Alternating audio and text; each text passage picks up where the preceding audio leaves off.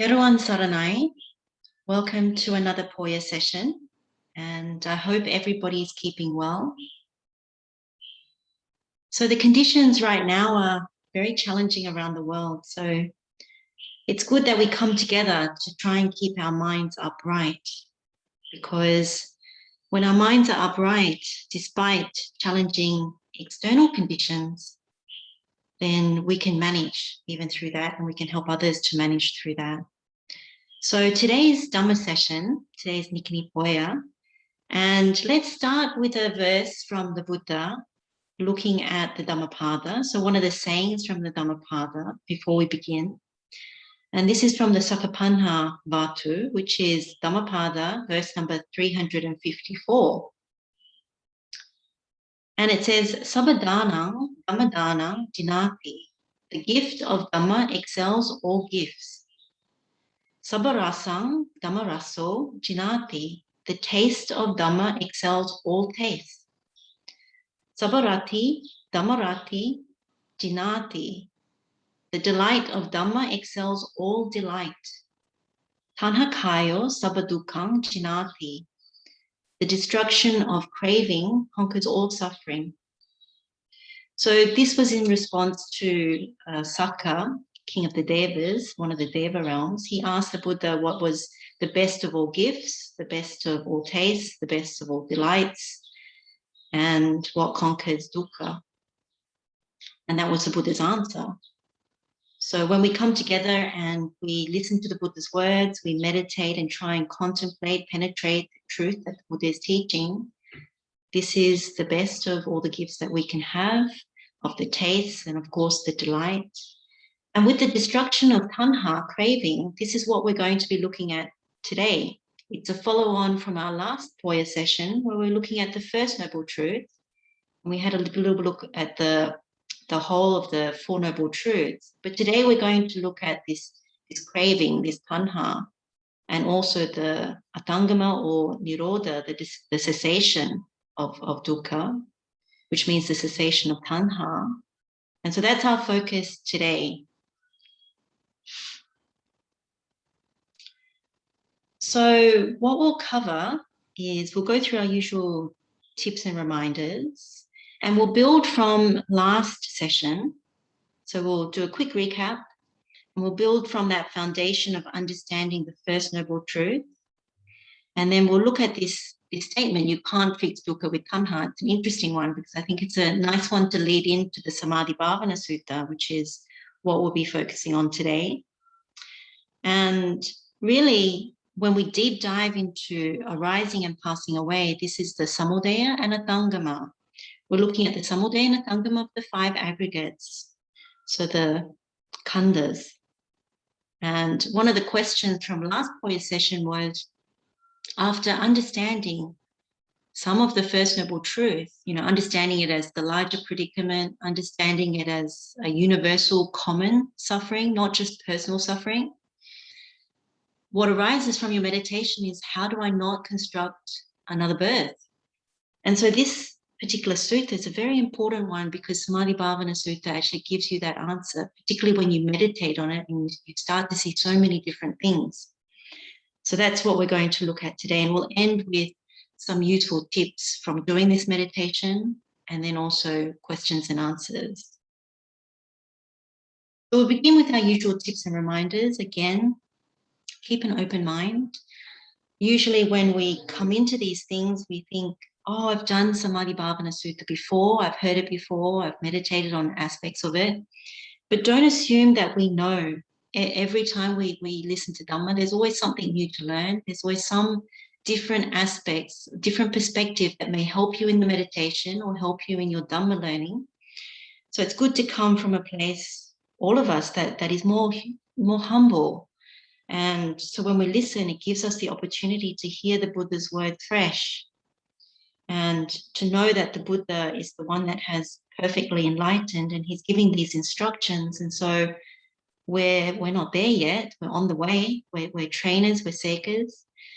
And And so we listen from that perspective with an open mind. And so be okay with not understanding everything. If you're coming to this new, you haven't heard the Samādhi-bhāvanā Sutta before, then be okay with not understanding everything.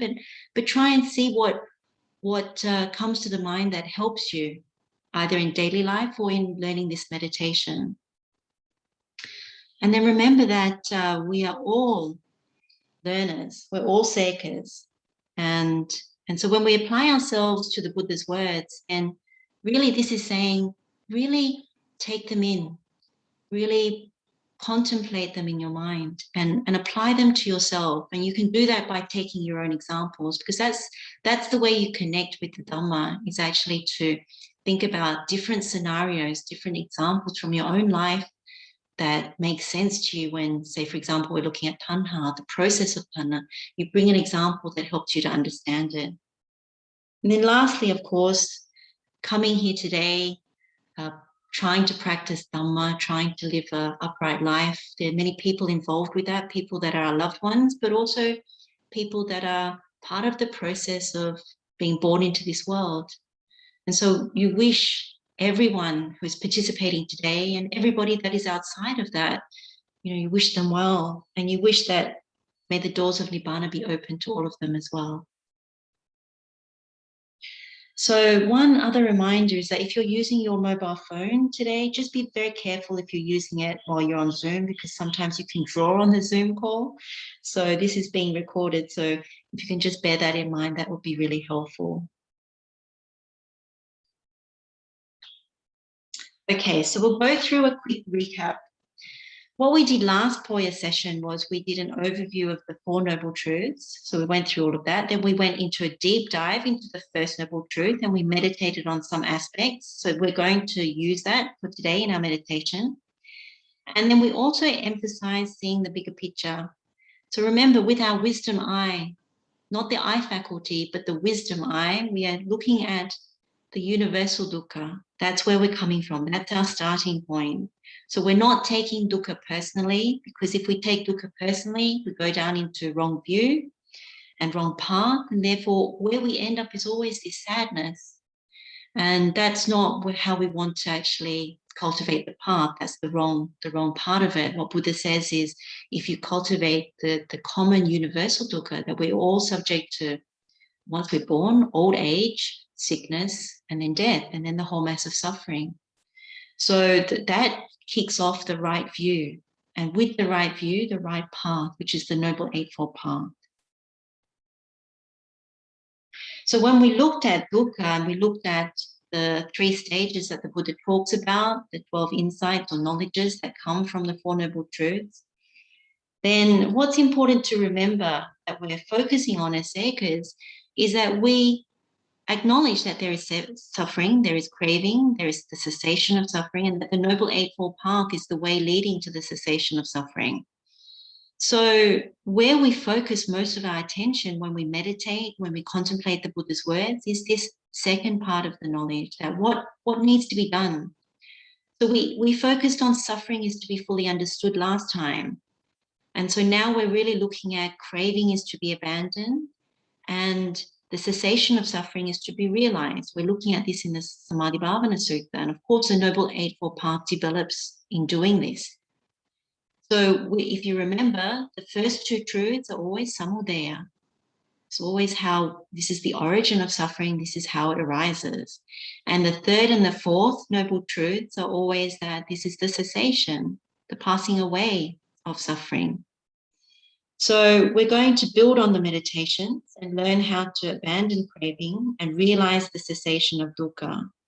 But first we need to look at a few pieces of Dhamma, and this also includes going step by step through the Samādhi-bhāvanā Sutta. So I wanted to start with this thing around you can't fix dukkha with tanha. And it's an interesting statement because what we don't come to realize is that there's a couple of things that we initially do. When we first start to come into the Buddhist teachings, we think, okay, we understand dukkha, or we think we do, and usually that comes from personal dukkha understanding. And then we get that corrected and we think, okay, I understand the First Noble Truth. It's the bigger picture. And then we think, okay, well, maybe that's it. Because if I understand it, then dukkha maybe is the end of dukkha. Like sometimes you hear people saying that dukkha is the ending of dukkha, but Buddha doesn't say that. Buddha says tanha is the abandoning of tanha is the end of dukkha. So then we try to use tanha to fix dukkha. And what I mean by that is we keep going from different objects to different situations to different things through craving in order to fix dukkha. So for example, if you look at this dependent origination, Samādhi-bhāvanā, craving is here. Craving, tanha, is the condition for clinging. Clinging is the condition for existence. Existence is the condition for birth, and then you get aging and death and the whole mass of suffering. So if we try and use craving to fix dukkha, it just loops, and we do this out of ignorance, and this whole thing kicks off all the time. So when we say we want to fix dukkha with tanha, what we do is we eat something, we change locations, if we're not happy in our marriage, we change our partners. If there's something wrong with, a family situation, we might have another child, so on and so forth. When we're unhappy, we try and fix it with something. And so this thing that we're looking at is to really see how we perpetually try and fix dukkha with craving. And so this is something that I want to seed into the mind as, am I doing that? You ask the question, am I doing that? Every time there's dukkha, what do?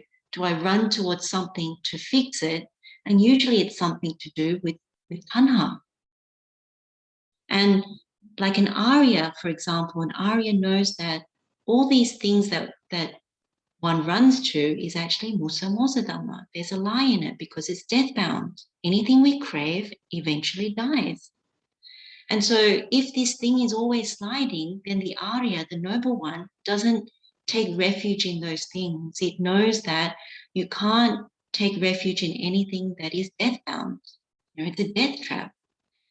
So that's something that we can start seeding in our minds as we go through into this Samādhi-bhāvanā Sutta, that there's something in what we do, that we've come into the world in this way, thinking that if I get another body, then I can make it last, I can get through, I can control my conditions, and then everything will be good. But the thing is, we keep coming back over and over to the same very thing. So the idea about this Samādhi-bhāvanā Sutta is really to see actually tanha is not the answer to dukkha. Tanha is what keeps leading us back to more dukkha, because it's musa dhamma. There's an untruth in this whole concoction, this whole human or all living being predicament that we do. So we'll start there. Now, what we then go on to is we start looking at this Samādhi-bhāvanā Sutta. So when we look at this Samādhi-bhāvanā Sutta, this is really the instructions from the Buddha that we're going to go through, that looks at what is samudaya, what is the arising or the origin of the five aggregates subject to clinging, and what is the passing away, adangama, of these same five aggregates. And if you remember, from the First Noble Truth, and we went through birth is dukkha, aging is dukkha, sickness is dukkha, death is dukkha, sorrow, lamentation, pain, sadness, and despair are all dukkha. Union with what is pleasing is dukkha. Separation from what is pleasing is dukkha. Not getting what one wants is dukkha. In brief, the five aggregates subject to clinging are dukkha. So the last statement that pulls it all together, in brief, these five aggregates subject to clinging are dukkha, means we need to know what is the arising, what is the samudaya of these five aggregates. And therefore, if we want this to cease, what is the passing away of them as well? So this is where this concentration sutta comes in. So as usual, it's good to look at the architecture of the sutta. So the sutta is actually very straightforward. The Buddha's teaching in this is very concise, very straightforward in the sense of how it's presented.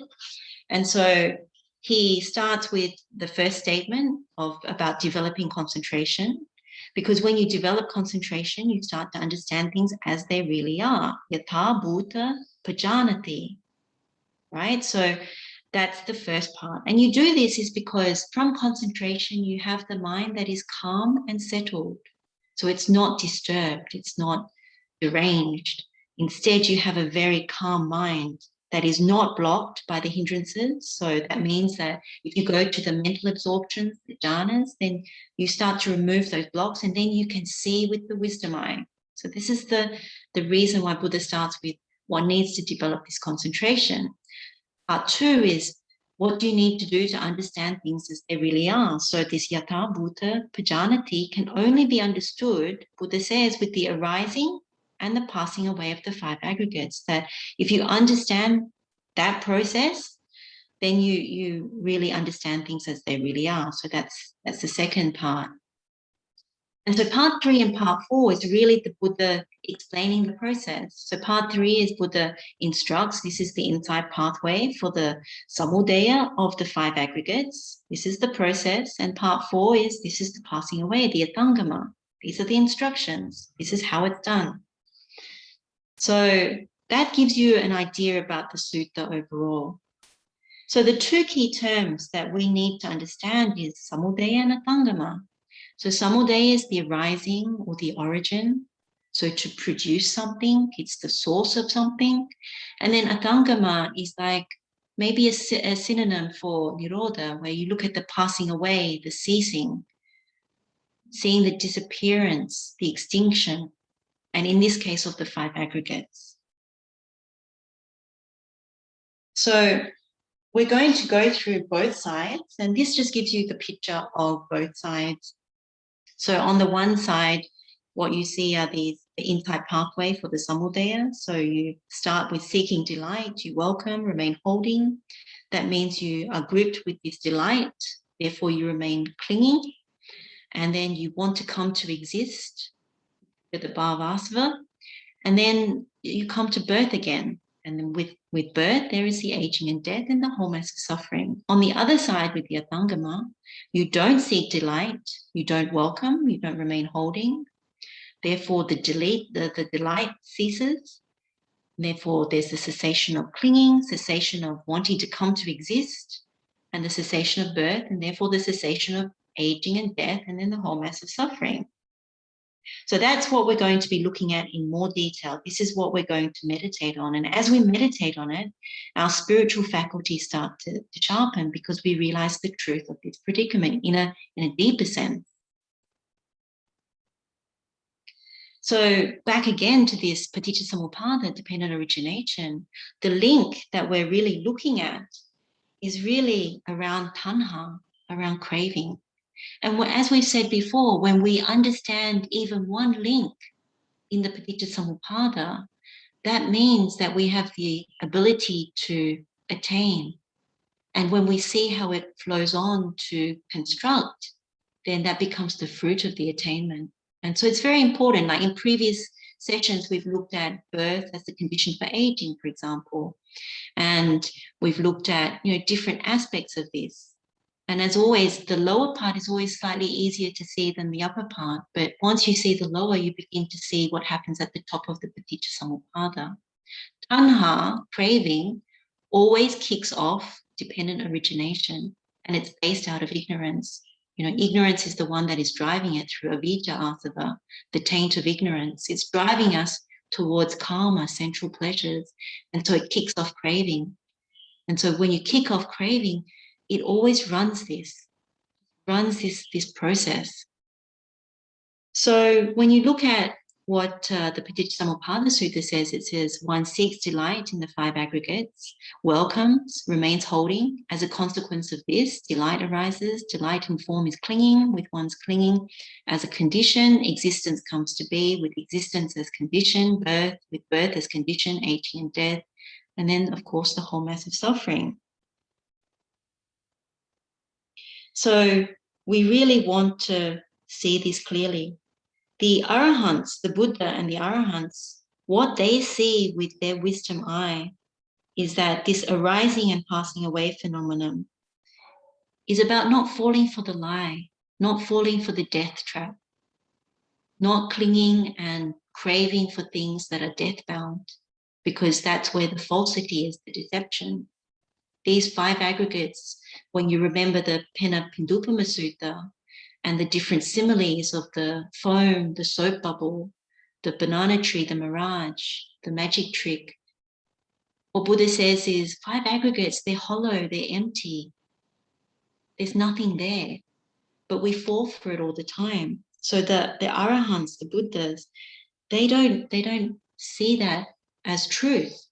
And so whenever you hear someone say from the Arya path to say Nibbana is the only truth, then this is what we're really saying, that everything else is deceptive.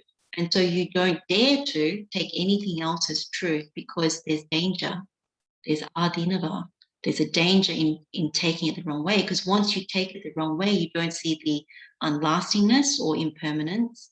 You don't see that, you know, it's really repulsive instead of what you're seeing as fair. And you think that there's happiness all the time, that there's permanent happiness rather than temporary happiness in something that is actually quite painful, stressful, fearful. And then because of all that, because you've given this valuation, you take it as me and mine. And so that's where you get really locked in.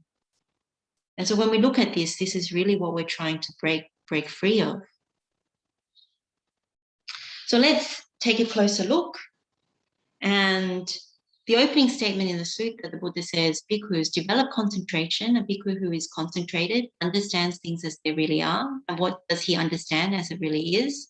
The arising and passing away of form, the arising and passing away of feeling, the arising and passing away of perception, the arising and passing away of volitional formations, the arising and passing away of consciousness.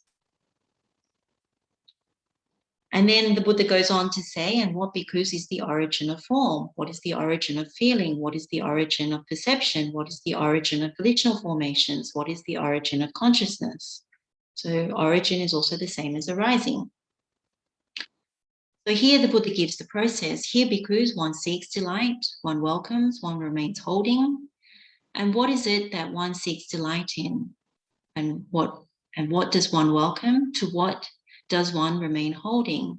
And so the Buddha says you seek delight in form, welcome and remain holding to it. The same with feeling, the same with perception, the same with volitional formations, and the same with consciousness. So this is really giving us the jnanapada, or how things come to arise. And so it's a very important teaching for us, because as we know from that Dhammapada verse at the beginning of our Poya session today, the destruction or eradication of Tanha, craving, conquers all suffering. And why is that? It's because it leads to Nibbana. It leads to something that doesn't change, isn't death-bound, and it's the only safe place. So what we want to do is learn this so we can unlock and break this process. So let's go through the 3 key terms when it comes to Tanha. So abhinandati is the word that refers to taking delight. So abhinandati means to rejoice, seek delight, enjoy, find pleasure in, approve of. So that's the first step in when we crave. The second step is abhivadati. We welcome it. So that means you declare it, you welcome it, you express it out, you speak it out. So that means you might say, wow, this is great. Oh, this is so good. I'm so excited about this. You know, so you start with abhinandati and you're inclining towards something. You're going towards it because you expect some kind of sukha from it. Abhivadati is really you reinforce it by saying it's going to be good. And then when you have the ajjhosaya-titthati, it's a let's do it again. So it's remaining holding means you're still tied to it. You're hanging on and you've gotten attached to it.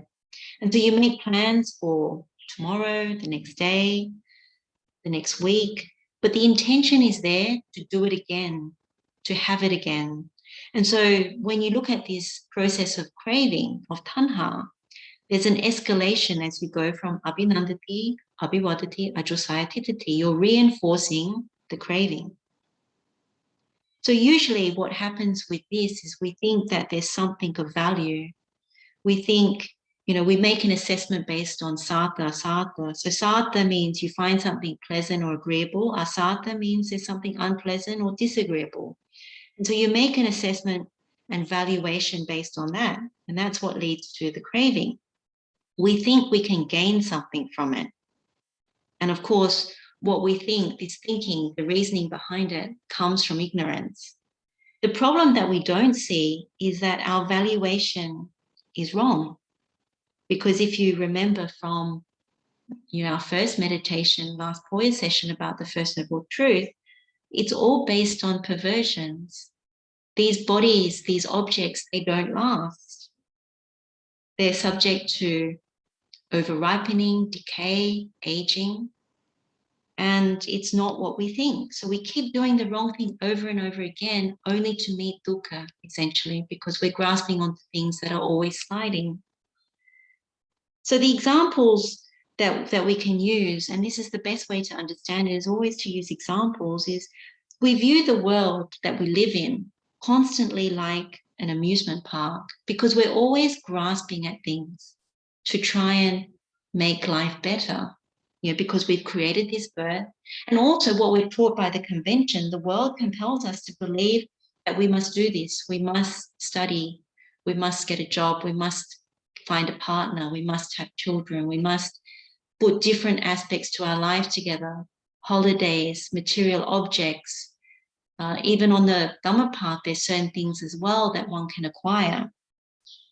And as we view the world from this way of, this is how we construct, this is how we reconstruct, this is how we get through life, then what we do is we get hypnotized when we see what's around us. So when we see our neighbor has a new thing, when we see a person buy something, wear something, eat something, consciously and unconsciously, we're always picking it up and thinking, oh, it'd be good if I do it like this. Maybe I can make that last. Oh, maybe there's value in that. Oh, I want to make that mine. Oh, yeah, this is mine. And so when we construct the body in this way, and then we build this life in this way, we continue to reconstruct in the same way, and we don't penetrate seeing through the sliding death-bound process. And we learn this, rightly or wrongly, from our teachers, from our parents, from the politicians, from the newsreaders, at school, from our friends, anyone that doesn't know Buddha's teaching and penetrated it. Now, it doesn't mean we don't live our life. It's not about that, but it's about knowing and developing wisdom in our meditation, so that in order to get through this life and get to the end, to the final examination, at our death, we don't choose wrongly again, particularly if we understand the First Noble Truth correctly. Because otherwise, if we don't, and we sit this final exam, we pass away, then the thing that happens is we keep going towards death-bound things, because we're in despair, we've come to the end, and we're looking for another home. And so we pick wrongly based on that. So that's where the future linking to future births comes in, because we haven't woken up to this process. We're still in this abhinandati, abhivadati, ajjhosaya-titthati. We look at the world through the lens of craving, thinking this will fix dukkha. And we train ourselves in our life in this way. So when we come to the final exam, it's dangerous. So let's look at a few other examples. The one that is useful to use is traveling. When you travel, you always see new things, new and different things that you take delight in, because it's different, it's new, and certain things you find agreeable. And so again, you take delight, you express it. Oh, this is great over here. It's cleaner over here. They have new things over here. This is different. And then you say how exceptional it is compared to what you had back home. So it could be an object, it could be a place, it could be an experience. You raise it above what you had back at home. But you forget that with all these things, whether it's at home or whether it's in this new place, they're all subject to aging and decay and change. And so at some point, if you travel, you know, it is what it is, once, twice, and then after that, it's always declining still.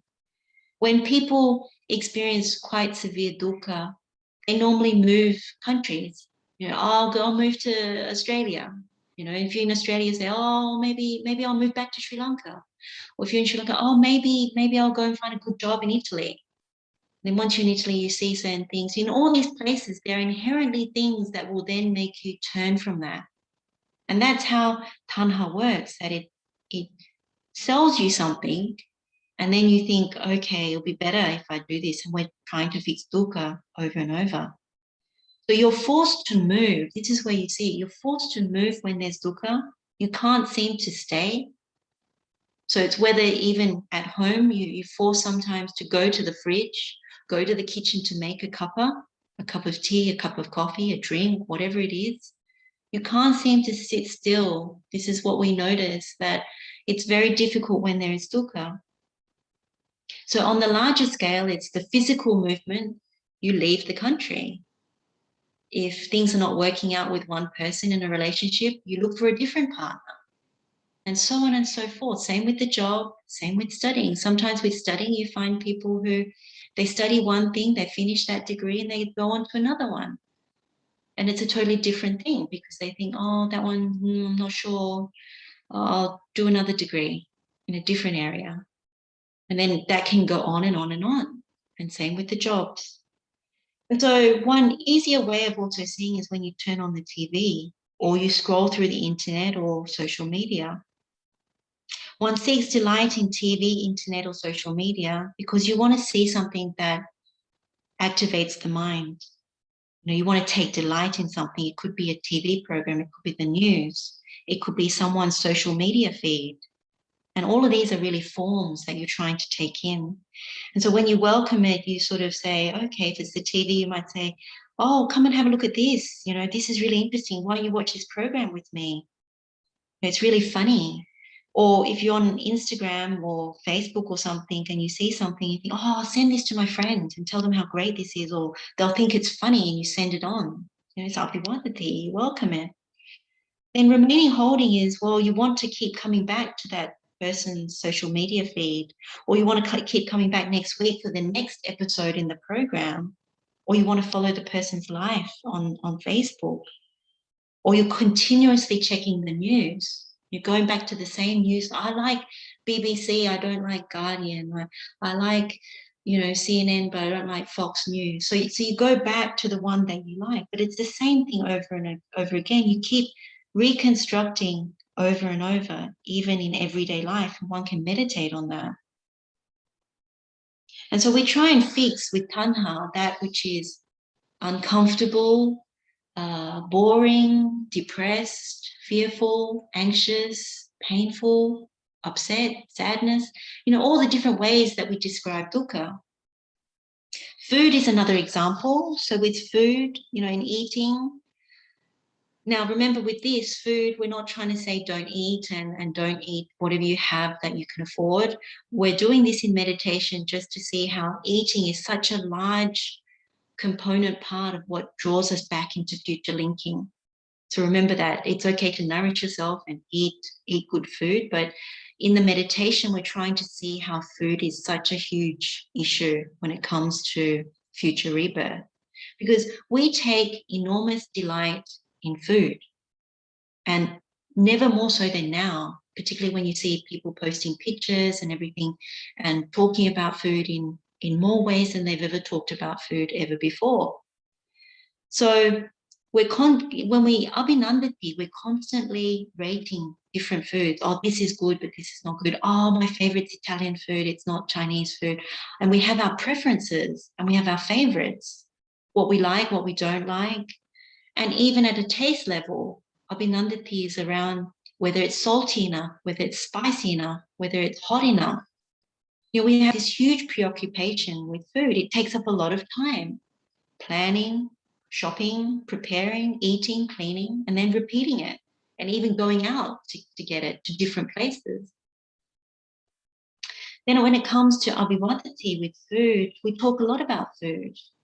We compare, we contrast, we talk about how it's presented, how it's made, what are the ingredients, what are the best ingredients, and so much more. And so when we do this, we reinforce certain perversions. So what is the one around form that always kicks in? It's always about subha rather than asubha, that there's something fair instead of foul. Like when we talk about food, we never see that the food is always decaying. Like we put it in the fridge to preserve it, but if we leave even fresh fruit and vegetables out for a long time, they start decaying, over ripening. So it's very important not to fall for verbalizing and glorifying food. Like there's nothing wrong with eating. Like eating is, to nourish the body. But the thing that Buddha always says when it comes to moderation in eating, the Bojane Matanyu, is not to increase our Vedana towards food, that we take refuge to get sukha from food all the time, because that corrupts us. It's just food is food. And the sun's flesh, simile that the Buddha uses in the Puttamansa Sutta, is very strong for that. So that's how we abhivadati, we talk about food a lot. Now, remaining holding is we make plans. If you like a certain place, you want to go there maybe every week, you plan around food during the week, what you're going to have. You make lots of discussion around it at the dinner table, and then basically tie ourselves to food. We even call ourselves certain things like I'm a seafood person, or I only go to these kinds of places, or you even the other extreme is I'm really simple around food. The thing about Tanha is that we often like to say certain things to people. Oh, I don't have craving, I don't have craving around food, or I don't have any craving, it's reduced. And there might be elements of truth in it, but it's always good to penetrate deeper, because that's what this Noble Eightfold Path is about. It's really to not rest on any laurels. Like if we've got to a certain point where we're comfortable with our practice, it's not to rest there, it's actually to go deeper, because the ultimate test is a hard one. And we don't know how hard it is until we get there. And so if we take our foot off the pedal to give ourselves little outs by saying it's okay to verbalize things, it's okay to take delight in the wrong way, then we could be setting ourselves up, sabotaging ourselves when it comes to the final examination. So the process of eating, where the sukha vedana comes in, is when you take a bite. When you're looking at the food, sukha arises because you're about to put this spoonful or handful of food into your mouth, and you take a bite and you get that experience of pleasure. You're chewing and, that in your mind, it's good. So when you swallow, that's when the feeling dies. So consciousness, our vijnana, recognizes, okay, we swallowed the food, it was good, but it's now gone. And so the next bite becomes where you're seeking sukha again. Okay, I need to put more food in my mouth. And then you chew, sukha, sukha. Then you swallow again, it's gone.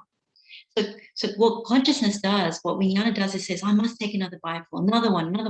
And so when you finish your meal, sometimes you might be full, but consciousness doesn't recognize it. It goes, I need to go look in the fridge for something else. Maybe I should have a piece of chocolate or something more. And you might have eaten quite well already. So this is the process of eating, is why we go for tasty food, is always there's an enticement there. And not to say we can't eat tasty food, but it's just to notice this process of how tanha arises. And so we need to be quite honest about our cravings and to really start to unlock that. So when we look at abhinandati, abhivadati, ajjhosaya-titthati, we're looking at the 5 aggregates. So we're looking at form, we're looking at feeling, we're looking at perception, and we're looking at volitional formations and consciousness. So form is always the one that you begin with. If you haven't done this meditation before, it's always good to begin with form. Get really good at understanding the process of arising. And then once you do the meditation, both arising and passing away of form, you move on to feeling. You do the meditation as well. Form and feeling is probably the most straightforward to understand at the beginning. And then as you develop the meditations, after a while, then you look at perception, volitional formations, and consciousness. It's not easy straight away to look at perception, volitional formations, and consciousness, but it's not impossible. If you've developed different aspects of the path, then you start to see, because with form, it's always about objects, gross or subtle objects. Feeling is always about those different kinds of feelings that we have, that we due to sense contact, we have these feelings that arise, and perception is whatever we feel, we perceive. And usually at the perception level, it's always subha, sukha, atta, nicca, the perversions, fair and foul, happiness in the painful, me and mine instead of not me and mine, and then seeing lasting where it's unlasting. And then with volitional formations, you construct the conditioned and you keep constructing. And so we get very attached to all our sankharas, whether they're bodily sankharas, like kaya sankharas, vachi sankharas, the verbal ones, and the mental ones, the mano sankharas. And that's how we link to vijnana. So with vijnana, it's through our sense faculties and seeing sense objects that we construct consciousness. And so wherever we steady is where we are likely to construct again. And so in daily life, when we keep doing these things in the perverse or corrupt way, we are training ourselves to do it at the point of death. And that's what we're trying to not do. We want to not assign value to things which are only giving temporary sukha. Not to see that there's a gain there. And in that way, when we see it correctly, when we see the sliding, that it's subject to change, it's unlasting, then we realize, we can't take this as mine. We can't take it out as mine. Therefore, out of tanha, we don't want to activate dependent origination. So we're cutting it. We're wanting to cut it at the level of tanha. So you can see we've recently been looking at sakara ahara, the 4 nutriments. You can see that the link to the 4 nutriments is like this. The Buddha says all beings are sustained by the 4 nutriments. So, kapalinkara ahara, the physical nutriment, contact is nutriment, pasa ahara, mental volition is nutriment, manosanchetana ahara, and consciousness is nutriment, vijnana ahara. So this line up here. So what we do is we crave for these 4 nutriments. So Buddha says craving is the source origin of these 4 nutriments. They are born or produced from tanha. This is in the Ahara Sutta. And what we don't want to do is go with the perversions of seeing these nutriments in the wrong way. So tanha happens at this level, right up here, where the arrows are, like taking these perversions and birthing this tanha. So I won't go into the mechanics of all of this because we're looking at sattara hara separately, but you can roughly see how it comes. And you can see that what steadies it at the consciousness level is with the physical nutriment, you steady on form. With contact as nutriment, you steady on feeling. With mental volition as nutriment, you steady on perception. And with consciousness as nutriment, you steady on volitional formation. So when we do this Samādhi-bhāvanā Sutta, we're breaking, unlocking how we create tanha out of form, feeling, perception, volitional formations, and as a result, consciousness. So that's how it links. Because if we don't break the tanha, the craving up here, then we always go the wrong ways. Wrong way due to desire, hate, fear, and delusion. So what you come to realize, what becomes really apparent, is why sense restraint is important. So we lack sense restraint, indriya samvara. So Buddha says, and how bhikkhus is there non-restraint? There are bhikkhus, forms cognizable by the eye, sounds cognizable by the ear, smells cognizable by the nose, tastes cognizable by the tongue, physical sensations cognizable by the body, mental phenomena cognizable by the mind. All these things we think are desirable, lovely, agreeable, pleasing, sensually enticing, tantalizing. If one seeks delight in them, welcomes them, and remains holding to them, one should understand that I am declining away from wholesome states, so kusala states, for this has been called decline by the Blessed One. Such bhikkhus is non-restraint. So samudaya is linked to indriya asangvara. We kick off tanha or craving and the process of dependent origination when we don't have sense restraint. So we go through the 6 senses and we fall for the sight, sound, smells, tastes, physical sensations, and mental phenomena. So what that really means is it leads us to want to create another eye, another ear, another nose, another tongue, another body, another mind, so we can experience this all over again. So this is what Buddha means, that this parihana, this decline, we're negligent, we're pamada. So you remember our session on the Samādhi-bhāvanā Sutta, we need to put the security guard in place. Or the Kumapama Sutta, which is the simile of the tortoise. If there's danger, we need to retract our limbs and our head into the hard shell and not expose ourselves to the danger. And we also know this from the Karaniya Metta Bhavana. Indriya Samvara or Santindriyo is very, very important.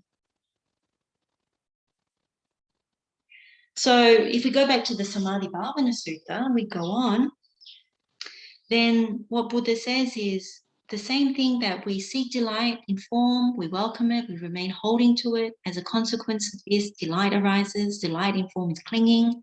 With one's clinging as a condition, existence comes to be. Then with that comes birth.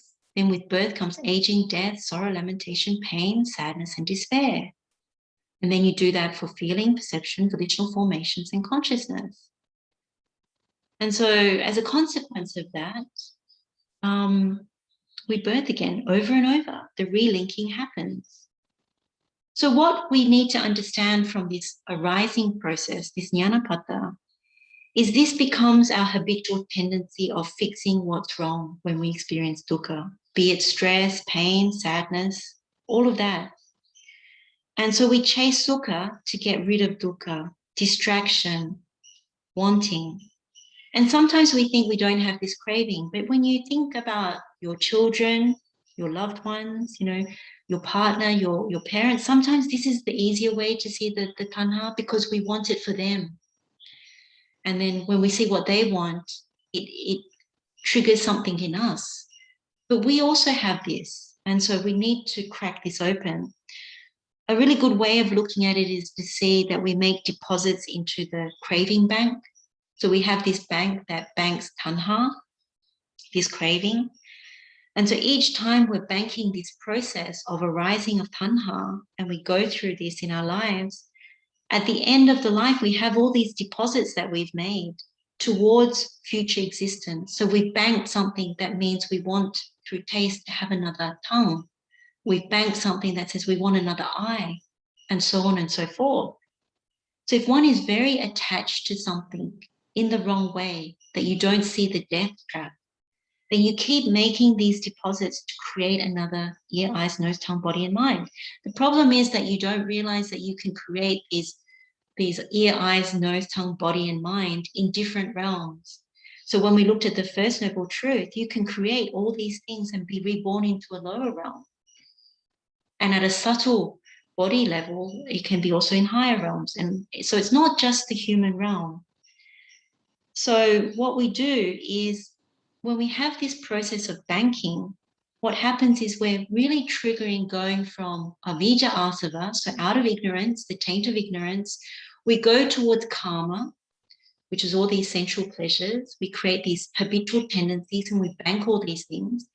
And so what it does is it then triggers bhavasava, the taint of existence. So from the taint of sensual desire, we go to the taint of existence, because what we're saying is we aspire for the food or for a body, and we get tied to the feeling of it. I can make this last, I can have happiness from this. And so you construct another body out of that. And so what we try and do with this meditation, particularly on arising, is to see this process. If we see this process clearly, then we have more gravitas within ourselves to want to know how to break it, which will be the passing away. So we need to acknowledge that this happens, and that what we crave, these fixes are only temporary, they don't last. We have to keep reconstructing all the time to keep patching it up. And so we do this with everything: food, drink, clothes, parties, holidays, new gadgets, vehicles, all our loved ones, our jobs, our studies, all these things. And so that's what we're trying to do in the meditation, is to really see that. So we're going to do a meditation, and we're going to do it in a stronger way. So you can do that seeking delight. You can do this just looking at one aspect and see how this works. You can do that outside of this session. But for this session, we're going to do the stronger meditation. And we're going to use what we meditated on from the last session. So the steps of the meditation are, we're going to start with contemplating birth in all realms. So we did that last meditation or last Poya session. So you contemplate, birth in hell, birth in the animal realm, birth in the hungry ghost realm, birth in the human realm, birth in the higher realms. But then at the same time, when you meditate on this, what you're trying to do is develop the right view, that this is the universal truth of suffering. It applies to all of us. If we birth any kind of body, whether it's gross or subtle, then we end up suffering. And then we contemplate aging and sickness. The easiest way to do that is when you contemplate the human realm, that you understand that you look at oneself, aging happens. You look at your parents, your grandparents, aging is happening, and there is dukkha. And then you look at sickness, and that's pretty, I guess, easy or straightforward at the moment, because the world is going through so many things. But even aside from what's happening with the world right now, even if you hear that a loved one's being diagnosed with cancer, or if you notice your own body, that the vitality is reducing, the eyesight is reducing, all the different things that happen, that there is sickness in the body as well. And so with after that, you contemplate death. So it's the mindfulness of death that we're looking at. And what we did in the last session was we looked at the dead body. That you have a dead body lying in front of you. It's been festering for 7 to 10 days. And you see its true nature, which is disgusting and unclean. But what you do is you go and lie down next to it in your meditation, because what we're trying to do is to really see Subha correctly, the physical form, because what we're going to meditate on this session is form. We're not going to look at the other ones. It's easier just to focus on one for this session. And so when you do that, you really expand the mind, because when you do the meditation correctly, you do the birth, the aging, sickness, and then you do the death, the mind expands, because the mind gets very concentrated. And part of Samādhi-bhāvanā is really to get this concentration. So the hindrances are no longer there. You're able to see with the wisdom eye. And then you ask, is it really worth coming to exist for this whole massive dukkha? But what you then do is you go through this process. You go through, at the point of death, one is in despair, one is in distress. And so what do you seek delight for? What do you welcome? What do you remain holding? And then this delight sets in. There's clinging. You want to come to exist because you're looking for another home, another body. And so you birth again. And then you see the aging and death. And then you see sorrow, lamentation, sadness, and despair. So in your meditation, you might see that it's food that brings you back, or it's a person, or it's your business, or something. But whatever it is, you see that in your meditation, you go through this process. And so when you contemplate this process, then you ask, how did I come to arise? And this is key, because when you start to ask this question in your meditation, that's when the powerful realization comes, because you can theoretically talk about it, but you really want to see it in the meditation. And so you don't want to forget all the things that you learned about the First Noble Truth. But really what you're trying to see is you're trying to see the truth about Tanha, the truth about Tanha, the truth about this existence, and the truth about what makes you become born again. And so when you start to do this meditation, you start to see why most of us tend to go back to ill will and sadness, because we always end up there when you crave for something, that ultimately we don't get what we want. In samsara, there's no permanent happiness. And this becomes very true when you see it with your wisdom eye in the meditation. When you come out with more pega into your daily life, and you can actually see more clearly. So let's do this meditation. I will come back to this screen. Yeah, let's do this meditation. So we can do this meditation. I'll just repeat again. Let's just focus on form. You start by contemplating birth in all realms, so hell realms, hungry ghost, animal, human, the higher realms. Then you also contemplate aging and sickness. And then you contemplate the death. So you look at the dead body, 7 to 10 days, you're lying next to it. You allow the mind to expand. You allow the meditation to really set in. So each person will be different how deeply they can go into this. But if you really do see yourself and the dead body, it's very helpful, because from that point, you realize what happens next. And you go through this process. You seek delight, welcome, remain holding, and then all the way down to creating another birth. And at that point, once you go through that, you ask, how did this body come to arise? And that will propel you towards seeing what it really is. That's your answer. You want the answer in your meditation. So let's do this meditation now. Maybe we'll do this for 15 to 20 minutes. I'll bring us out of this meditation. So let's do this meditation. Teruvan Saranai.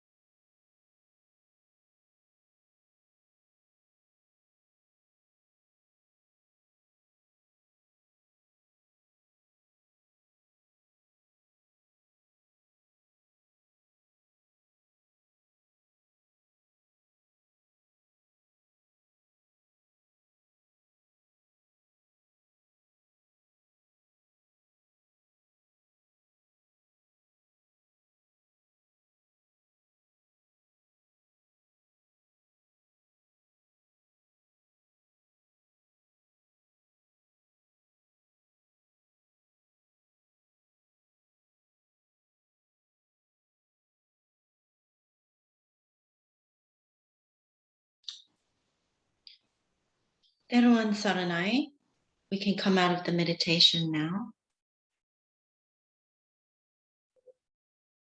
So hopefully you've seen something in your meditation that shows you what you propel towards, that what we habitually tend to do is what will propel us forward. So those are the things that we have banked into the craving bank. So once you start to see it, you want to know, well, I don't want to do that anymore. So let's go on. So now we look at the passing away of the 5 aggregates. So normally when you do this meditation, you can do it all together, but just for the sake of breaking it up, so you get some practice at doing the samudaya, the arising, and then doing the passing away, the atangama, it's good to break it up. And then we have these meditation periods. So the Buddha says, and what because is the passing away of form? What is the passing away of feeling? What is the passing away of perception? What is the passing away of volitional formations? And what is the passing away of consciousness? Here, because one does not seek delight, one does not welcome, one does not remain holding. And what is it that one does not seek delight in? What doesn't one welcome? To what doesn't one remain holding? And so you don't seek delight in the 5 aggregates. The Buddha goes through form, feeling, perception, volitional formations, and consciousness. You don't welcome it. You don't remain holding. And as a consequence of this, delight in those 5 aggregates ceases. With the cessation of delight becomes the cessation of clinging. With the cessation of clinging, the cessation of existence, and then birth, aging, death, and then the cessation of the whole mass of suffering. So when we did the meditation before, you could really see that it's ignorance and craving that's driving rebirth. That's what you're meant to be able to see, that it's really our own actions, our own tendencies, our own habits. When we try and fix dukkha with tanha, those habits, that's what leads us into this predicament. So if we don't take delight, we don't kick off this tanha craving process, we don't take delight, we don't welcome, nabiwadati, we don't remain holding, ajjhosaya-titthati, then we sever this link in the process. We stop all the pain and the suffering. And so then what you start to see is sense restraint is very important, because you don't want to trigger anything that makes you come back again if you misapprehend the way you fix things. And so you start to see that in samsara, once you go through each of the 5 aggregates in your meditation, you start to see that this construction needs reconstructing all the time. And that you might get some temporary sukha, but there's no permanent sukha. And so when we looked at the meditations in Yoniso Manasikara, wise contemplation, when we looked at the Silavanta Sutta, at the 5 aggregates, we already saw this, that there's a lie and deception in these 5 aggregates. And so they're not worth taking as me and mine, that there's a danger in doing any of that. And so the passing away process becomes more straightforward when you look at it in that way. So the terms that we need to focus on, similar to the arising side, are these other 3 terms, which are the opposite. So we have the nabinandati, nabiwadati, ajjhosaya-titthati. So we don't take delight, we don't rejoice, we don't enjoy, we don't find pleasuring, we don't approve. Nabinandati. Nabiwadati is we don't welcome, we don't declare, we don't express, and we don't speak out. And we do it from wisdom. And sometimes at the beginning, you might do it just as a rule to try and train yourself, particularly around the speaking part. But it's very good to start doing that, particularly around food, and not glorifying it more than what it is for nourishment. And out of politeness, sometimes we also say it like, thank you for this good food. If someone has prepared it, there's nothing wrong with that, but nothing more that perverts, corrupts the mind. And then ajjhosaya-titthati, not remain holding, not attached to, not being tied to, not hanging on to. So we are coming out of tanha because we see the danger. When we did the samudaya side, we see the danger. So this side, the passing away, the atangama of craving, we're seeing the danger. And so we don't allow this process to happen. So again, you look at form, feeling, perception, volitional formations, and consciousness. What we're doing when we look at this, when we abandon this process of craving through the 5 aggregates is we're not depositing into the craving bank. Through sense restraint, what we're doing is it's almost like maybe using the same analogies, we're withdrawing our term deposits. So we're no longer putting a deposit for the eye, for the ear, for the nose, the tongue, the body, or the mind. We're saying we actually don't want to do that anymore because we see the danger. If we keep depositing through the craving bank, when we die and when we're in a desperate situation, we won't pick Nibbana, we'll pick what is in our deposits in that craving bank.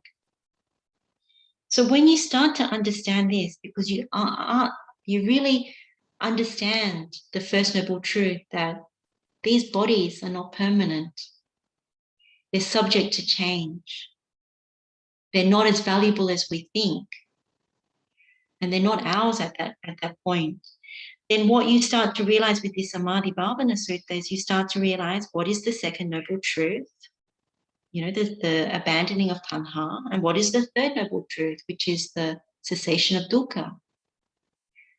Because you no longer wish to construct another existence, so you give up the craving for it, and so you realize the cessation of dukkha because it cuts the link, independent origination. So Nibbana, if you truly take Nibbana as the ultimate truth, and you have real saddha, real conviction and faith towards this truth, then you have absolutely no doubt. So when you practice this meditation, why it's so important is because you start to see for yourself through the 5 aggregates how it lies to you. And so you realize there's nowhere you can go. There's nowhere you can travel to or move to. There's no person you can take refuge in. There's no object that will give you lasting happiness. There's not even a meditation state that can give you that. Whether it's rupa jhanas or arupa jhanas, you see through it in different meditations. And so when you take Nibbana as the truth with real saddha, then how you walk the Noble Eightfold Path is by not taking anything else as truth. That's what you bring together. And so Buddha often talks about sila as being, this training. Your Noble Eightfold Path has all this sila that enables this path to work because you're doing the non-greed, non-hatred, non-delusion. And the samadhi, like this Samādhi-bhāvanā Sutta, this concentration that we're developing, you don't go towards the karmasava. You don't go towards this sensual desire, the taint of sensual desire you're trying to cut off, because wisdom is saying cut it off. And so when you do that, then you're cutting off also the bhavasava, the wanting to bank something for another ear, eyes, nose, tongue, body, or mind. And so the panya is knowing this samudaya and atangama. That's how it all comes together. So the value of sense restraint is really what we see here, because we don't decline. There's no parihana when we are in the kusala state, when we are following the Samādhi-bhāvanā Sutta, when we are putting the security guard in place, a la the Pamadha-vihari Sutta, or even the simile of the tortoise.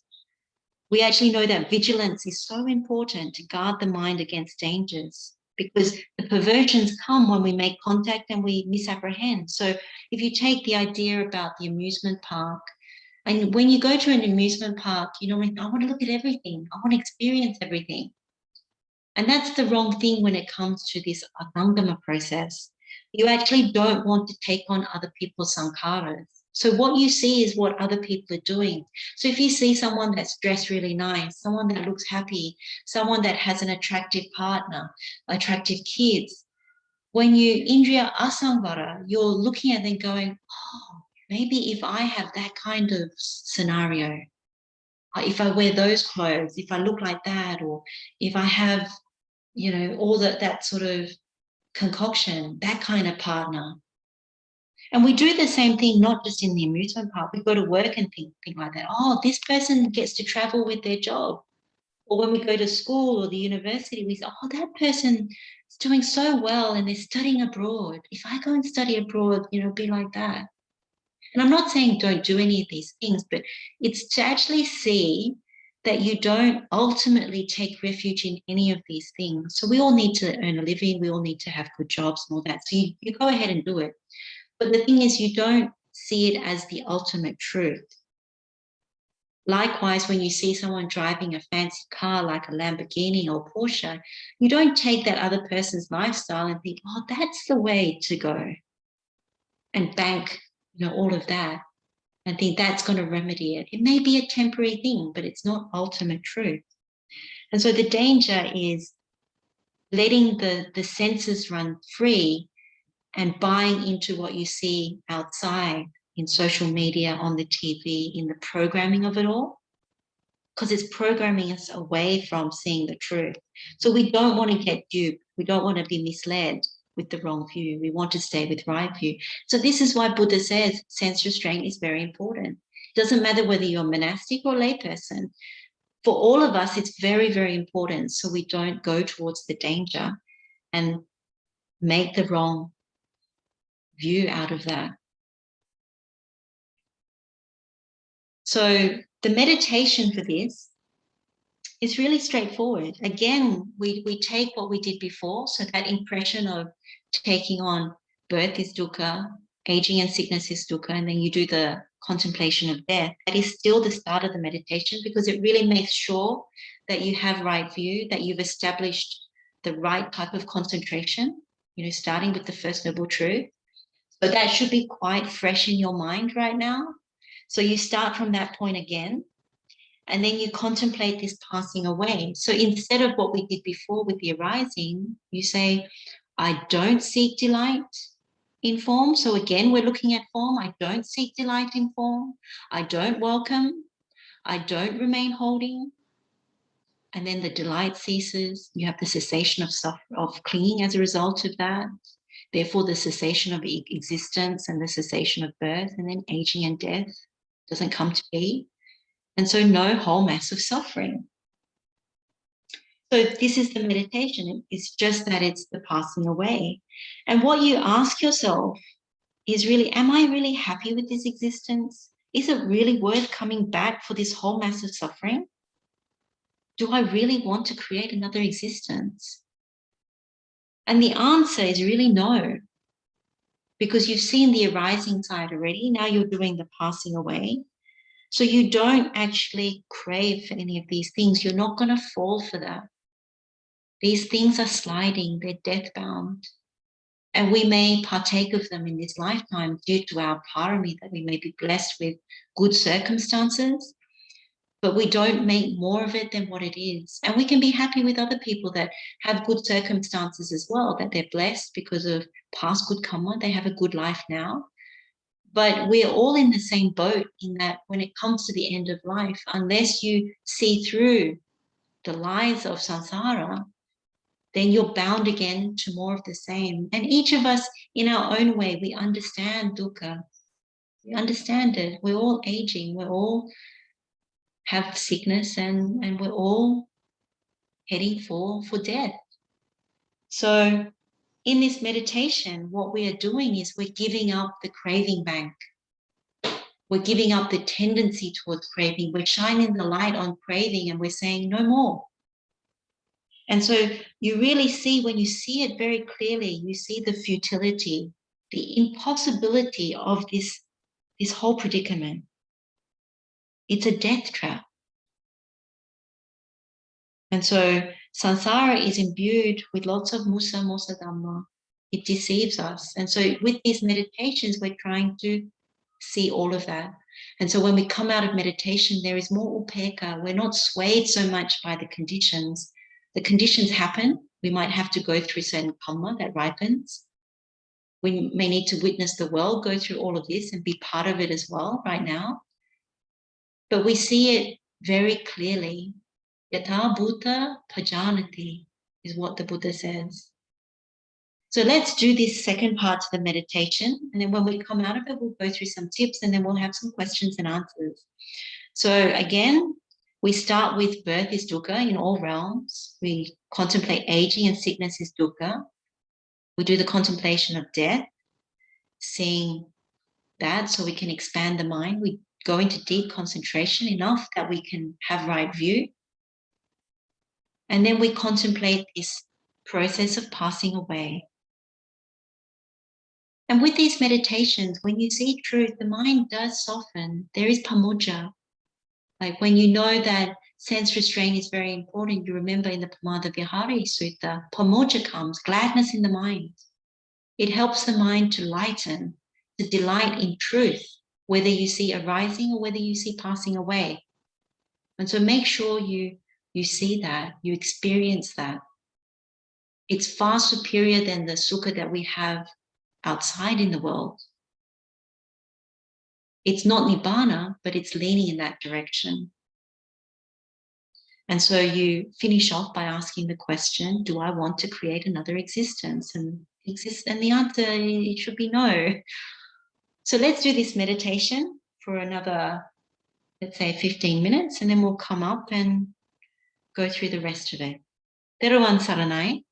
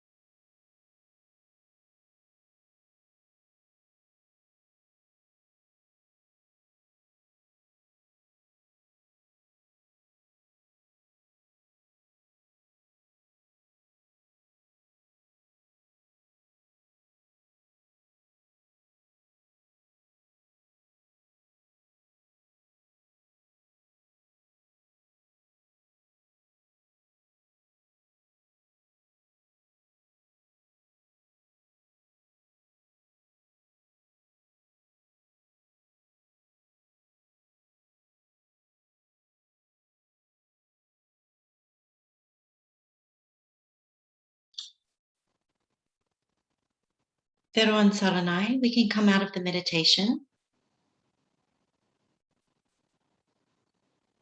So given that we were doing this meditation on form, really when you see it as it really is, you're actually just confirming that these bodies are asubha, not subha. They're repulsive.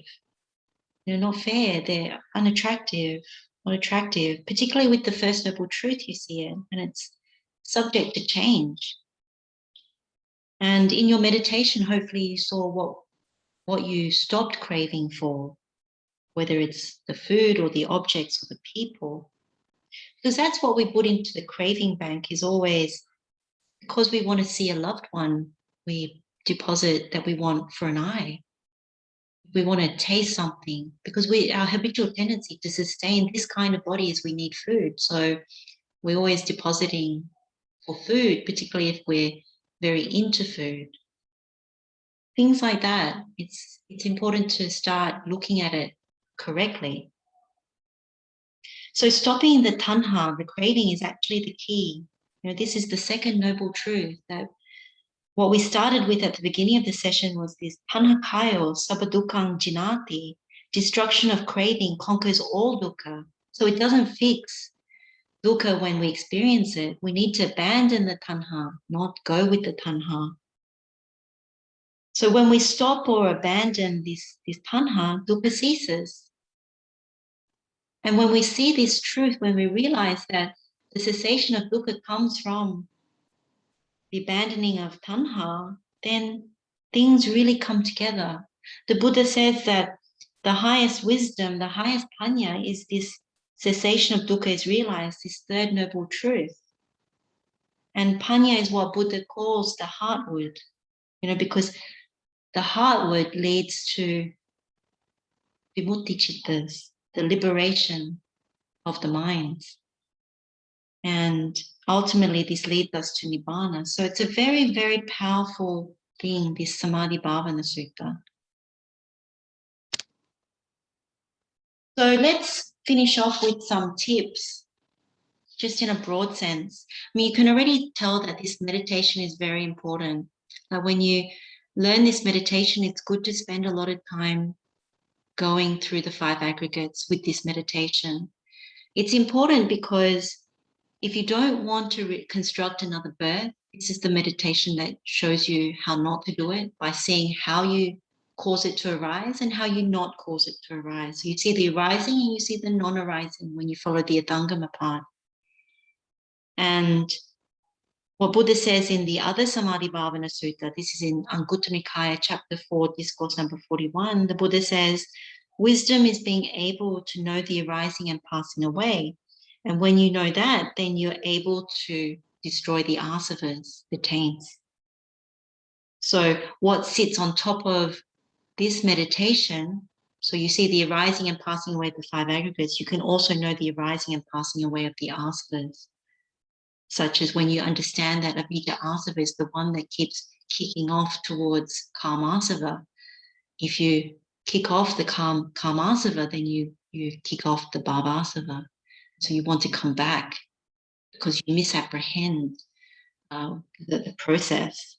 And so what happens is when you do this meditation, you get very familiar with the paticca-samuppada, the dependent origination from what arises, another thing. It calls it's a condition for another thing to arise. When this exists, another thing comes to arise. And you also see that what we crave for is the nutriments, the aharas. So what we try and do when we practice this meditation often is to not slip into the wrong view, so that when we come out of the meditation, we have more equanimity to the conditions around us and what we do or don't grasp. We're less inclined to grasp and crave death-bound things. We treat them politely, fairly, kindly, and what is needed, to live this life, but we don't grasp them in a corrupted sense to create more problems later down the track. We really see that tanha causes this whole thing, driven by avijja, driven by ignorance. So that's how we come to exist, how we create another birth. So when you practice this meditation, you realize wisdom, this panya is the heartwood, is what Buddha says. This samadhi that we're cultivating in this meditation is the softwood. And then our sila, the virtue that is what we do on the Noble Eightfold Path, is really the bark. So you see the hardwood, the softwood, and the bark. And when you practice this meditation, don't mix up the arising and passing away pathways. So the best way is to contemplate them separately. So what you do is you start with form and you do the arising part. And then after that, you do the passing away part. So you don't mix them up, because it's very important to keep them separate. Then when you're looking at feeling, you look at the arising part. And after you finish the arising part, you do the passing away part, and so on and so forth for perception, volitional formations, and consciousness. Now, when you initially get familiar with this meditation, you start with form, because that's easy to see that we always go towards objects, agreeable, disagreeable, neither agreeable nor disagreeable objects. And then when it comes to feeling, we're always chasing this sukha feeling, but there are different kinds of feelings as well. But again, these two are the more straightforward ones to initially begin with. If you've already done them, then you should also make sure that you complete it by doing perception, volitional formations, and consciousness. Sometimes people forget to do that. But if you take the analogy of the amusement park, this is what we do. We go look outside and we see what other people are doing, and we think they're having a good time. So out of the feeling and the misapprehension that they get happiness with their lifestyle, their job, their studies, their family setup, whatever it is, we then misperceive. And then we have all these stories that come out of it, and then consciousness establishes in that way. So you really want to do this meditation as well for perception, volitional formations, and consciousness. And then once you've done this, make sure you use your own examples, that when you're seeing the arising and passing away, you're seeing it also through your examples. That what is happening in your life that resonates with this meditation?